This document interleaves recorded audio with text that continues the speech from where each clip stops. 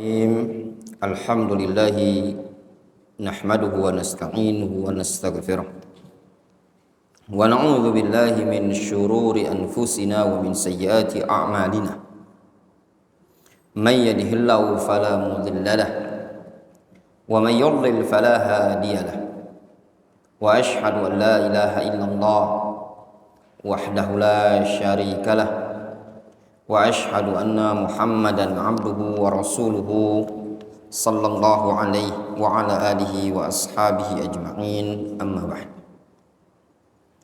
Kita lanjutkan di halaman yang ke-13 tentang ahamiyatul ilmi, tentang pentingnya ilmu. Ya ikhwah, ya tullabal ilm, ilmu ini wabil khusus al-ilm asy-syar'i perkara yang sangat penting dalam kehidupan antum. Suatu ungkapan yang sering kami dengar dulu dari Syekhuna Abdurrahman Ibnu Umar Ibnu Mar'i Al-Adani rahimahullahu ta'ala rahmatan wasi'ah. Beliau sering sekali mengatakan, ya akhi, fa innaka la tadri mata tahtaj ilal ilm.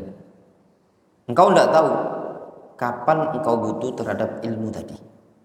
Makanya sebelum kita butuh terhadap ilmu tadi, antum harus persiapan untuk berilmu terlebih dahulu. Antum sekarang sebagai seorang santri di hari ini, orang yang kecil, sigar. Namun ba'dal ayyam wa ba'dal usbu' ba'dal syuhur ba'dal sana atau sanatain atau sanawat tawilah takunu kibaran. Kalian antum akan menjadi apa? Takununa kibaran, akan menjadi orang-orang besar, akan ditokohkan. Suatu ungkapan yang diucapkan oleh Umar bin Khattab radhiyallahu anhu, tafaqqahu qabla an tusawwadu. Belajarlah kalian sebelum kalian ditokohkan, disayyidkan, dianggap sebagai pemimpin. Ketika antum sudah mengemban mas'uliyah, baik itu mas'uliyah alal aulad wal ahl, wa mas'uliyatud da'wah, wa mas'uliyatud tadris. Terkadang kesempatan untuk menuntut ilmu tersebut tidak semaksimal, tidak sebesar kesempatan ketika antum masih menjadi santri, masih menjadi talibul ilmi yang mutafarrig, yang bisa fokus dalam menuntut ilmu. Kita baca keterangan yang disebutkan oleh Syekh Abdul Muhsin Ibnu Muhammad Al-Qasim. Beliau mengatakan, al-ilmu alladhi asnallahu alaihi wal ilmu syar'i, ilmu yang dipuji oleh Allah Subhanahu wa ta'ala adalah al-ilmu syar'i. Apabila antum mendapati dalil dari Al-Quran ataupun dari hadis Nabi sallallahu alaihi wasallam yang terdapat padanya pujian terhadap ilmu, pujian terhadap para pembawa ilmu, maka yang dimaksud dengan ilmu di situ adalah al-ilmu syar'i. Demikian yang disebutkan para ulama dari kalangan salaf. Wa ma siwahu wasilatun ilaihi. Adapun selain ilmu syar'i adalah wasilah menuju ilmu syar'i. Ilmu syar'i itu ilmu yang bagaimana? Ilmun minal kitabi was sunnati. Ilmu yang berasal dari Al-Quran dan Sunnah. Ilmu yang berasal dari Al-Quran dan Sunnah. Inti dari suatu ilmu mencakup ilmu tauhid wal ahkam syariah, hukum-hukum syariat, al-ma'murat wal mahzurat, perkara yang diperintahkan, perkara yang dilarang dalam syariat, wa kaifiyah ta'abbud lillahi subhanahu wa ta'ala, bagaimana beribadah kepada Allah subhanahu wa ta'ala. Ini adalah ilmu inti dari kehidupan kita. Allah Subhanahu wa taala menciptakan kita untuk apa? Limadza khalaqana Allah? Untuk apa Allah Subhanahu wa taala menciptakan kita? Khuliqna min ajlil ibadah. Kita diciptakan dalam rangka ibadah, untuk ibadah kepada Allah Subhanahu wa taala. Apa mungkin seseorang beribadah kepada Allah Subhanahu wa taala dengan benar, dengan baik, tanpa ilmu? Mungkin atau tidak? Jawabannya amrun la yumkin. Mustahil. Perkara yang tidak mungkin, perkara yang mustahil seseorang bisa ibadah kepada Allah Subhanahu wa taala tanpa ilmu. Kam qara'na wa kam sami'na min masyayikhina wa qara'na fi kutubil ulama katsir min al-ubbad annahum ya'buduna Allah ala jahlin. Dari kalangan alul ibadah, orang-orang yang beribadah kepada Allah Subhanahu wa taala di atas kebodohan. Apakah ada faedahnya? Tidak ada faedah sama sekali. Amilatun nasibah tasla naron hamiyah. Orang yang ibadah tanpa ilmu didasari dengan pemahaman yang benar dari ilmu tersebut akan sia-sia. Kadang seseorang menganggap ini adalah perkara yang tauhid, tapi ternyata kesyirikan. Kadang dia menganggap ini adalah perkara yang sunnah, namun ini adalah sesuatu yang menyelisih sunnah, bid'ah. Orang saja kalau ibadah kepada Allah Subhanahu wa taala tidak didasari akidah yang benar, tidak didasari tauhid yang benar, apakah ibadahnya bisa diterima oleh Allah Subhanahu wa taala? Tentu tidak diterima. Bagaimana menjadikan ibadah kita ibadah yang ikhlas? Butuh ilmu atau tidak? Butuh ilmu. Antum harus tahu apa itu tauhid, apa itu syirik, apa perkara-perkara yang bisa merusak kualitas tauhid antum kepada Allah Subhanahu wa taala, yang bisa membuat ibadah antum diterima oleh Allah Subhanahu wa taala, dan yang bisa membuat ibadah antum rusak, apa saja? Butuh kepada ilmu. Al-amil bi ghairi ikhlasin kal musafir yamla kirabahu bi ramal yuthqilu wa la yanfa'uhu.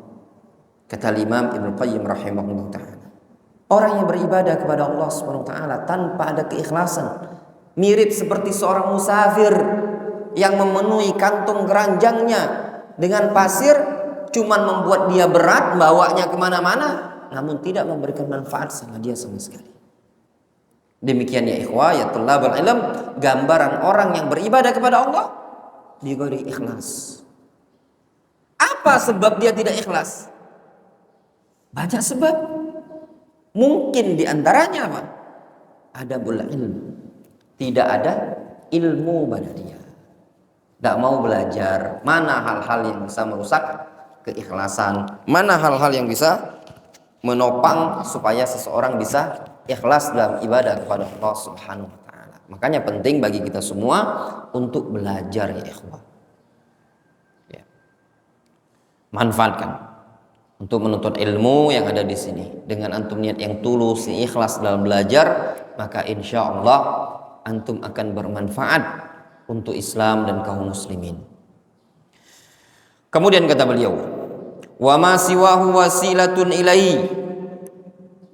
Adapun yang selain dari ilmu syar'i, dia cuma sekedar wasilah, cuma sekedar perantara menuju ilmu syar'i. Ka ilmin nahwi, seperti ilmu nahu. Ilmu nahu bukanlah inti dari ilmu, tapi perantara antum untuk mempelajari, memahami Al-Quran dan Sunnah. Makanya sebagian para ulama kita seperti Al-Imam Ibnu Rajab Al-Hanbali dalam kitab beliau Fadlu Ilmi Salaf ala Ilmi Khalaf, beliau mentanbih bahwasanya ilmu nahu, ilmu lughah ini tadi kal milhi fit ta'am, ibarat garam yang ada di tengah-tengah makanan. Kalau kebanyakan apa? Asin. Kalau kedikitan hambar, ndak enak. Kalau terlalu berdalam-dalam terhadap ilmu nahu sampai melupakan belajar ilmu yang lain, apa dampaknya? Juga ndak bagus. Ya. Tapi kalau antum tidak belajar nahu, tidak juga belajar bahasa Arab, gimana antum ingin mempelajari ilmu-ilmu yang lain? Sedangkan kita para ulama dengan berbahasa Arab. Difahami? Al-Quran dan hadis dengan berbahasa Arab. Sehingga butuh antum wasilah untuk memahami ilmu syar'i, di antaranya ilmu nahwu. Apa faedah belajar ilmu nahwu? Di antaranya saunul lisan 'anil khata' fil kalam wal kitabah, menjaga lisan dari kesalahan ketika berbicara dan menulis. Dan di antaranya apa? Faedah belajar ilmu nahwu, al-isti'anah ala fahmil kitabi was sunnah. Al-isti'anah ala dirasatil kitabi was sunnah. Isti'anatu bihi, bisa digunakan, bisa dimanfaatkan untuk memahami Al-Quran dan Sunnah, bisa dimanfaatkan untuk mempelajari Al-Quran dan Sunnah sesuai dengan pemahaman yang benar. Difahami? Au mu'inun alaih, atau ilmu selain ilmu syar'i tadi dianggap sebagai mu'inun alaih, yang membantu ilmu syar'i. Ilmu nahwu itu wasilah. Ada ilmu lain, ilmu yang bisa membantu ilmu syar'i. Kalau ulum ad-dunyawiyah, seperti ilmu-ilmu duniawiyah. Ilmu duniawiyah jangan antum sepelekan. Jangan antum anggap remeh. Bahkan terkadang ilmu dunia bisa membantu antum juga dalam memahami ilmu syar'i. Contoh ilmu dunia yang bisa membantu kita dalam memahami ilmu syar'i apa? Ilmu apa? Pembagian.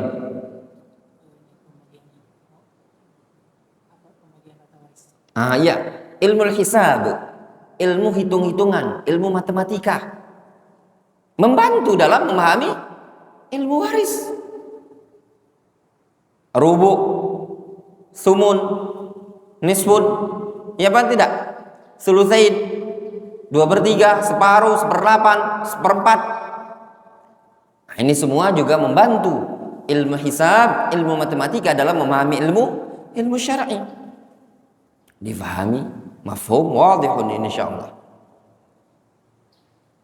Dan terkadang kepandaian antum dalam ilmu dunia juga bisa menopang dalam menuntut ilmu syar'i. Ya. Ya ikhwan, ya thalabul ilm, ana ingatkan sama antum. Jangan antum anggap sepele ilmu dunia. Antum di dunia butuh makan apa tidak? Enak nggak kalau belajar itu? Antum belajar, misalkan punya banyak uang, mau beli kitab bisa, ya enggak? Mau beli buku bisa, mau belajar ke Yaman bisa, mau belajar ke Madinah bisa, mau belajar kemana pun bisa. Apa bisa Ustadz belajar ke Madinah tapi aku enggak lulus Jamiah Islamiyah? Bisa, bil fulus. Masa iya Ustaz? Bisa. Antum sewa hotel yang dekat dengan Masjid Nabawi. Berapa per malam? Anggaplah satu malam itu harganya 5 juta. Udah sewa satu kamar. Yang kalau keluar pintu kamarnya langsung loncat pagar Masjid Nabawi. Ya. Semalam 5 juta misalkan. Sewa satu kamar berempat. Misalkan Wandi, Muhammad, Irsyad, Ibnu. Berempat. Anggap 5 juta per malam. Sebulan berapa tuh? Hah? Ya 1.500.000. Kalau kali sebulan 40 jutaan ya? Ini ya? Satu orang. Kalau ada uang kan enak kan? Bisa belajar, sholat di Masjid Nabawi, belajar di sana. Gampang kan? Gampang. Itu kalau uangnya banyak. Ya benar? Semuanya gampang. Ya apa tidak? Wah, terlalu jauh Ustaz belajar ke sana. Saya ingin belajarnya di kampung saya saja. Mana? Pagar alam. Indah pemandangannya. Tapi saya ingin yang ngajarnya para ulama, para masyayikh. Simpel. Kalau banyak uang kan, bangun pondok pesantren di situ, buat masjid besar-besar. Cari para masyayikh. Undang, gaji satu orang sebulan 50 juta. Siapin rumah, siapin mobil satu, Alphard, istrinya suruh bawa, udah, ya enggak? Cari 10 masyayikh, satu orang kasih 50 juta. Ya apa enggak? 10 syekh undang, 10 ustaz undang, kasih satu orang 50 juta, termasuk anak yang daftar pasar kalau ada. Ya enggak? Siapa yang enggak mau? Ya apa tidak? Gampang. Itu kalau punya uang. Jangan diremehkan juga perkara urusan uang. Butuh juga untuk belajar. Saya ingin belajar Ustadz, tapi tidak punya uang. Ya carilah pondok yang gratis. Di mana? Di Yaman. Tapi nggak ada lauk, ya namanya gratis. Ya enggak? Namanya gratis. Kalau mau ada lauk, cari yang berbayar. Simple kan? Simple. Semuanya butuh perjuangan. Makanya juga uang itu juga perkara penting dalam menuntut ilmu syar'i. Ya. Tapi ingat, bukan halangan dari menuntut ilmu tatkala seseorang tidak punya uang. Difahami? Bil fulus kullu syai'in jadi mulus. Ya.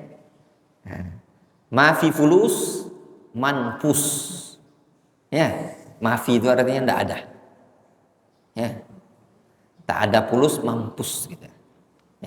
Penting antum belajar. Ya.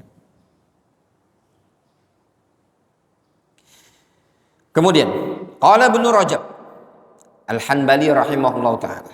Berkata Imam Ibnu Rajab, "Fa afdalul ilmi al-ilmu billah wa huwa al-ilmu bi asma'ihi wa sifatihi wa af'alihi." Ilmu yang paling afdal adalah ilmu tentang Allah Subhanahu wa taala. Yaitu ilmu terhadap nama-nama dan sifat-sifat serta perbuatan-perbuatan Allah Subhanahu wa taala. Ini yang dikenal dengan al-ilmu bi asma'illahi wa sifatihi wa af'alihi. Ilmu tauhid. Ya, ilmu tauhid itu adalah ilmu yang paling afdol. Sehingga pelajaran yang paling afdol adalah pelajaran apa? Pelajaran tauhid. Namun sayang, sebagian orang menganggap pelajaran tauhid adalah pelajaran yang tidak penting.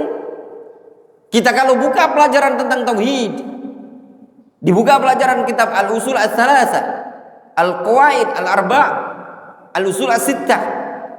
Yang hadir siapa ya ikhwan? Berapa orang yang hadir? Sedikit sekali. Dibuka pelajaran kiat-kiat mencari suami ideal. Rame apa tidak? Rame. Kiat-kiat rumah tangga agar harmonis, ramai apa tidak? Ramai. Kalau temanya kiat sukses dalam berbisnis sesuai dengan cara yang syar'i, ramai atau tidak? Ramai. Berarti Anda selama ini ngajinya untuk mengenal Allah atau untuk mengenal dunia?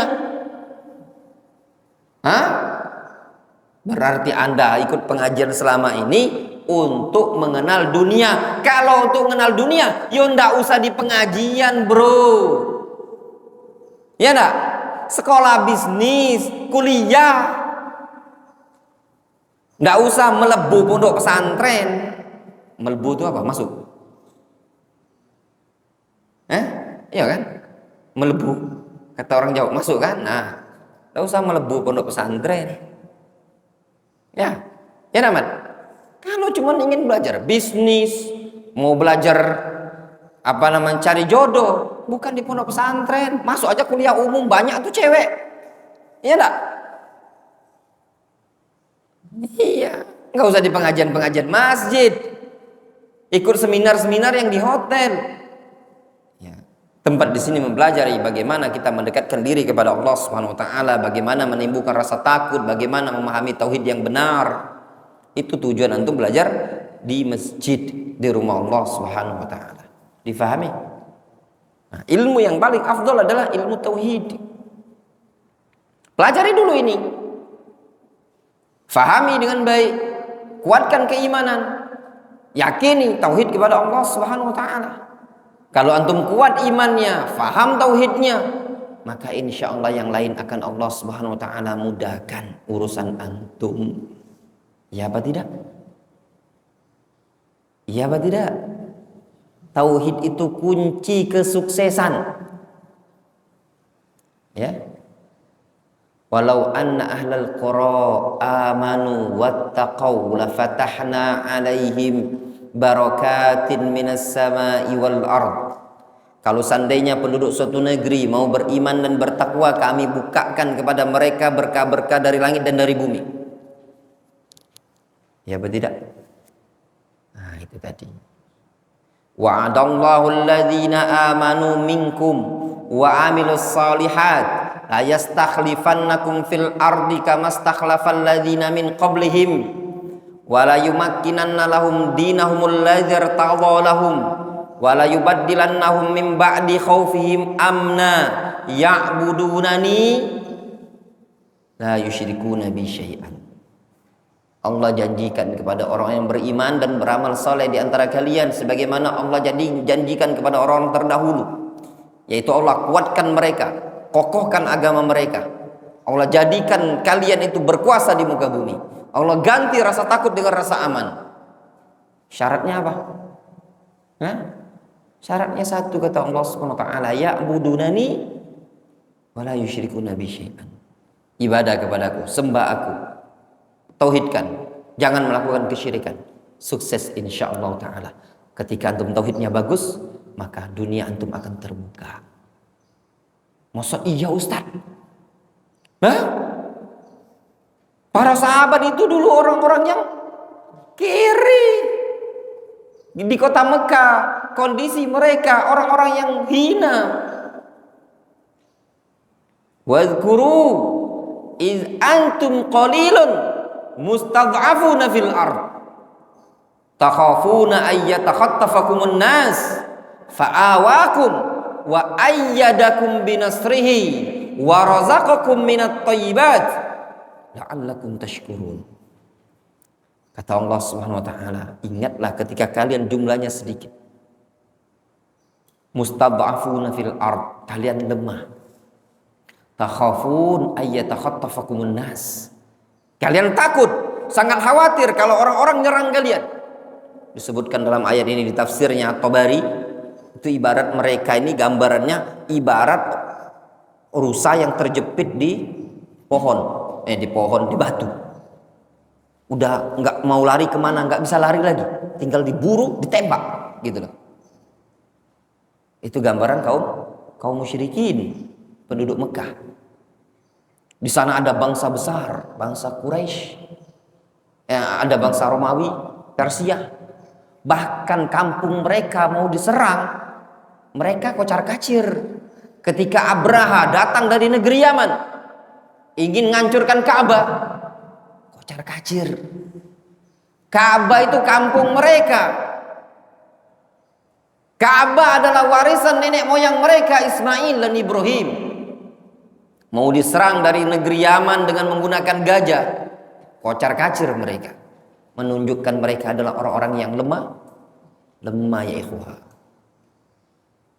Namun ingat, tatkala 13 tahun Rasul berdakwah dengan dakwah tauhid, kemudian dilanjutkan dengan dakwah 10 tahun di kota Madinah, terbentuklah pasukan kaum muslimin yang mampu menaklukkan Persia dan Romawi. Terbentuklah kekuatan kaum muslimin, jayalah umat Islam. Itu semua dengan tauhid dan rahmat dari Allah Subhanahu wa taala. Bahkan negara kita Indonesia Raya ini merdeka dengan rahmat Tuhan yang Maha Esa, yaitu Allah Subhanahu wa taala. Faham antum? Ya, itu semua yang membawa kemenangan di Indonesia adalah dengan takbir yang dikumandangkan Bung Tomo, gitu katanya ya. Ya apa tidak? Antum sekolah apa enggak? Ya, antum enggak cinta NKRI kalau gitu ya. Lihat di Surabaya Bung Tomo bertakbir, Allahu Akbar, Allahu Akbar. Ya apa tidak? Bener Muhammad. Antum baca di mana tuh? Bener kan? Gitu kan? Nah, itu tadi. Kalau tauhidnya bagus, tauhidnya kuat, dah insya Allah antum akan sukses. Belajar dulu tauhid. Ilmu tentang Allah Subhanahu wa taala adalah ilmu yang paling afdol. Allati tujib li sahibiha ma'rifatallahi wa khasyatahu wa mahabbatahu wa haibatahu wa ijlalahu wa 'azamatahu.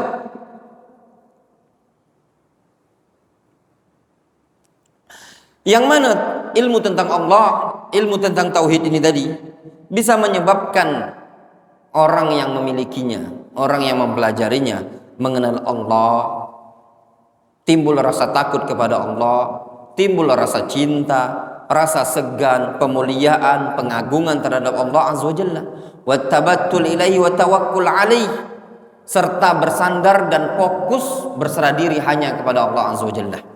Waridho anhu, ridho terhadap Allah, wal ishtighal bihi duna khalqihi, serta menyibukkan diri dengan Allah, tidak dengan makhluk.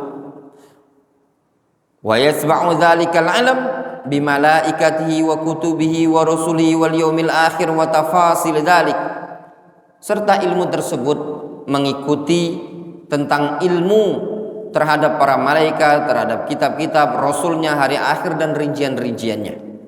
Wal ilmu bi awamirillahi wa nawahihi wa syara'ihi wa ahkamihi, juga ilmu yang afdal juga ilmu tentang perintah-perintah Allah, mana saja larangan Allah, mana syariatnya, hukum-hukumnya. Wa ma yuhibbuhu min ibadihi min al-aqwali wal a'mali adh-dhahira wal batinah, dan juga ilmu-ilmu untuk mengetahui segala sesuatu mana yang dicintai oleh Allah dari perbuatan-perbuatan hamba tersebut, baik ucapannya ataupun amalannya yang zahir ataupun yang batin.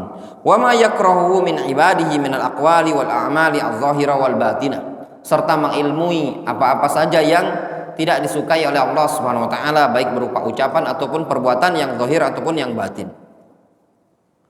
Wa man jama'a hadhil ulum fa huwa minal ulama ar-rabbaniyin, al-ulama billah, al-ulama bi amrillah. Sehingga barang siapa yang mengumpulkan ilmu ini, ilmu tentang Allah, ilmu tentang syariat, maka mereka dikatakan al-ulama ar-rabbaniyun. Man jama'a hadhil ulum, ay ulumut tauhid wa ulumul ahkam wa ulumul syariah, fahuwa minal ulama ar-rabbaniyin, al-ulama billah wal ulama bi amrillahi subhanahu wa ta'ala. Mafhum? Wadih? Wadihun jali. Ya, antum fahami baik-baik akan pentingnya ilmu ini tadi. Sehingga ilmu yang penting ilmu apa? Ilmu tentang tauhid. Wallahu ta'ala a'lam bis-shawab. Naktafi bihadzal qadar.